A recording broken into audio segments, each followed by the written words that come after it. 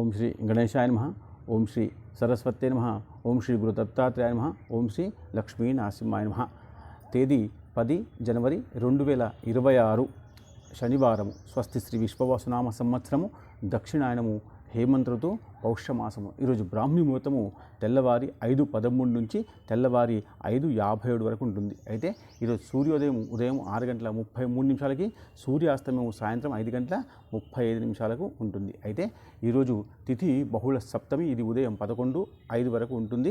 ఆ తర్వాత అష్టమి వస్తుంది.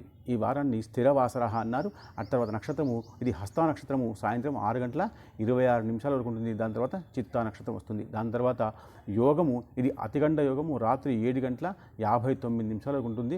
ఆ తర్వాత సుకర్మ యోగం వస్తుంది. దాని తర్వాత కరణము ఇది భవకరణము ఉదయము 11:05 నుంచి 5 వరకు ఉంటుంది. ఆ తర్వాత బాలవకరణం వస్తుంది. ఆ తర్వాత శుభ సమయము ఇది ఉదయం 10:14 నుండి మధ్యాహ్నము 13 అంటే 1 గంట వరకు ఈ యొక్క శుభ సమయం ఉంటుంది. దాని తర్వాత రాహుకాలము ఇది ఉదయం 9 నుంచి ఉదయం 10:30 వరకు ఉంటుంది. దాని తర్వాత యమగండము ఇది మధ్యాహ్నం 1:30 నుండి మధ్యాహ్నం 3 గంటల వరకు ఉంటుంది. ఆ తర్వాత దుర్ముహూర్తము ఇది ఉదయము 6:34 నుండి ఉదయము 8:02 వరకు ఉంటుంది. దాని తర్వాత వర్జము ఇది రాత్రి 3:02 నుంచి రాత్రి తెల్లవారి 4:45 వరకు ఉంటుంది. ఆ తర్వాత అమృత ఘడియలు ఇవి మధ్యాహ్నము 12 గంటల నుంచి మధ్యాహ్నం 1:45 వరకు ఉంటుంది.